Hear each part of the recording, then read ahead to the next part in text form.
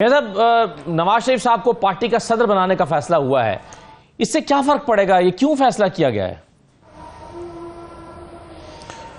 نہیں دیکھیں، بات تو یہ ہے کہ پارٹی مسلم لیگ جو ہے نواز شریف کی ہے. نواز شریف کے بغیر جماعت کیسی؟ اور بدقسمتی ہے جس طرح پرائم منسٹر شپ سے ہٹایا گیا نواز شریف صاحب کو، اور ان کی جو دشمنی کی آگ تھی وہ ٹھنڈی نہیں ہو رہی تھی، اور انہوں نے ایک قدغن لگا دی کہ ہمیں مسلم لیگ کی صدارت سے بھی ہٹا دیا گیا.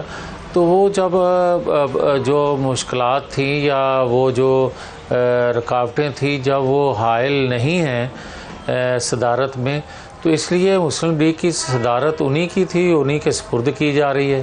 لیکن سر ان کی غیر موجودگی میں بھی تو پارٹی بہت اچھی چلی. شہباز شریف صاحب نے اچھے طریقے سے چلائی ہوئی. مریم نواز جو ہے وہ چیف آرگنائزر تھیں. میرا سوال یہ ہے کہ اس کی ضرورت بھی ہے یا صرف یہ اب سیریمونلی ان کو یہ عہدہ دینا چاہتے ہیں آپ؟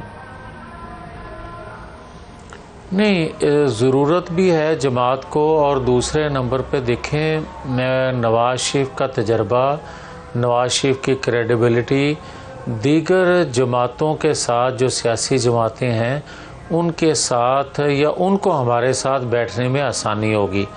دوسرا یہ ہے کہ یہ نواز شریف صرف اگر وہ پرائم منسٹر بنتے تو وہ کوئی اس پاکستان کے لیے بہتر نہ ہوتا بلکہ اس خطے کے لیے بہتر ہوتا. بدقسمتی رکاوٹیں کھڑی کرنے والوں نے کھڑی کی، نتیجہ بنانے والوں نے بنایا. مگر ایک چیز اسداللہ خان آپ ذہن میں رکھیں، نواز شریف جب 2008 میں آئے تھے تو اس وقت آنے کے فوری بعد پرائم منسٹر نہیں بنے تھے.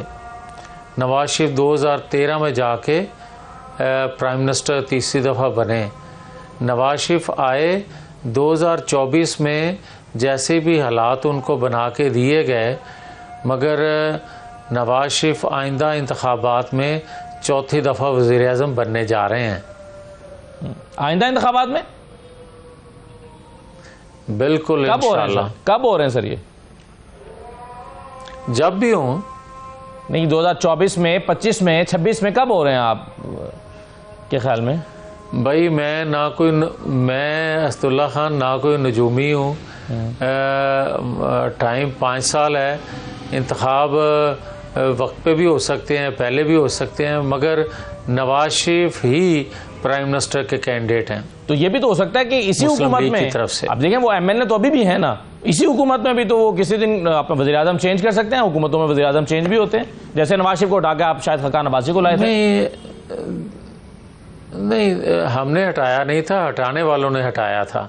ہاں، ہمارے لیے تو 5 سال نواز شریف کرتے تو آج پاکستان کا نقشہ اور ہوتا.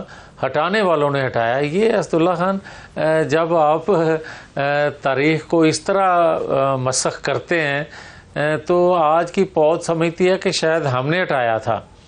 وہ تو ہٹانے والوں نے ہٹایا تھا، اور لانے والے لے کے آ گئے تھے جس کو لانا چاہتے تھے. میاں صاحب جب ہٹانے والوں نے ہٹایا اور جب انہوں نے اب بھی نہیں لگنے دیا آپ کے بقول، تو پھر وہ اگلی مرتبہ کیسے نواز شریف صاحب کا راستہ بنے گا؟ یہ چمتکار کیسے ہوگا؟ دیکھیں 2008 میں شہباز شریف صاحب جو ہیں وہ تو چیف منسٹر بن جاتے ہیں، مگر نواز شریف جو ہیں وہ اس لیے نہیں بن سکتے کہ وہ سزا یافتہ ہیں، ان کے پیپر ریجیکٹ ہو جاتے ہیں. تو کیس تو سیم تھا. مگر میں یہ ضرور بتا دوں آپ کو کہ نواز شریف کے بغیر اس گرداب سے پاکستان کو نکالنا اور پاکستان کو استحکام معاشی دینا، پاکستان کے اندر اور باہر پاکستان کا امیج بہتر ہونا، یہ خدا داد صلاحیت ہے نواز شریف کے پاس.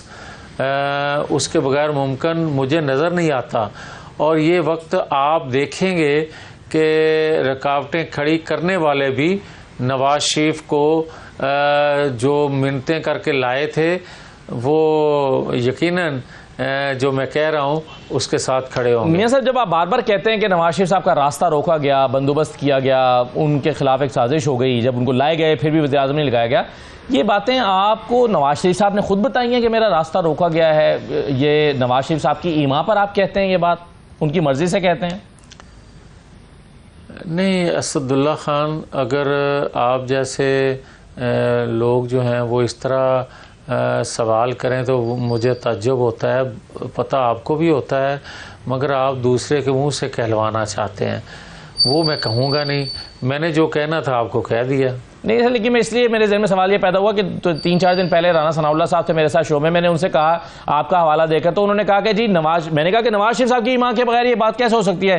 انہوں نے کہا کہ نواز شریف بالکل نہیں سمجھتے کہ ان کا راستہ روکا گیا ہے، نواز شریف صاحب تو ان نتائج کو قبول کرتے ہیں، وہ تو کہہ ہی نہیں رہے کہ یہ ان کا راستہ روکا گیا یا کوئی بندوبست ہوا تھا۔ دیکھیں، اس طرح عرفان صدیقی صاحب نے بھی کہہ دیا تھا کہ نواز شریف تو چوتھی دفعہ پرائم منسٹر بننا ہی نہیں چاہتے تھے، جو کہ بات غلط تھی۔ تو اب اس سے آگے تو میں اور کیا کہوں، ہر ایک کی اپنی اپنی رائے ہے، اپنی اپنی کو رائے دیتا ہے، جو میں سمجھتا ہوں میں کہہ رہا ہوں۔ اچھا، جب سے آپ میاں صاحب یہ باتیں کر رہے ہیں اور اس میں آپ نے بعض دفعہ تو بہت ہی سخت باتیں بھی کی ہیں، کبھی نواز شریف صاحب نے آپ کو بلا کے کہا کہ جی آپ پارٹی ڈسپلن کی خلاف ورزی کر رہے ہیں، آپ کو یہ باتیں نہیں کہنی چاہیے آن ایئر، یہ باتیں پارٹی کے اندر کریں صرف؟ اچھا چلیں، آپ بتا دیں میں نے کون سی ڈسپلن کی خلاف ورزی کی ہے، میں وہ الفاظ واپس لے لیتا ہوں بھائی۔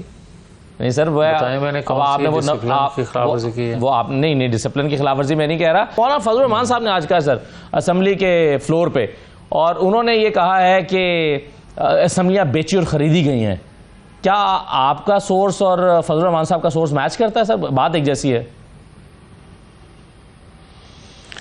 دیکھیں، جو ان کو شکایت ہے اور جو مجھے شکایت ہے، آپ دیکھیں نا کہ ضمنی انتخابات ہوئے 22 سیٹوں پہ ایک دن، کسی کو شکایت تو نہیں پیدا ہوئی؟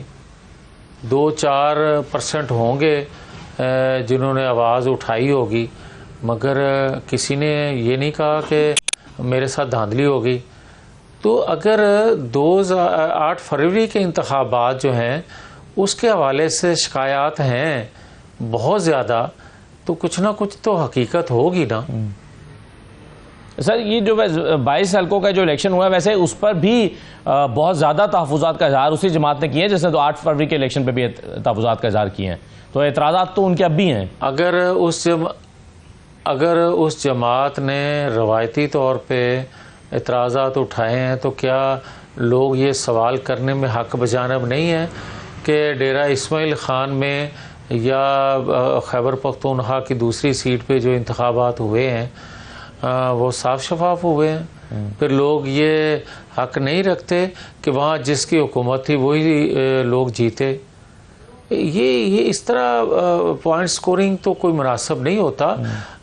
ہاں، وہ کوئی سمجھتے کہ ڈیرہ اسماعیل خان میں جیتے 8 فروری کو کوئی تھے اور ضمنی الیکشن میں کوئی اور جتا دیا گیا، تو مجھے سمجھ آتی ہے جب جیت بھی وہی رہے ہیں جو 8 فروری کو جیتتے ہیں اور حکومت بھی ان کی ہوتی ہے، تو پھر میرا خیال ہے اس طرح تو اس سے بات ہی نکلے گی، اور کوئی بات نہیں ہے۔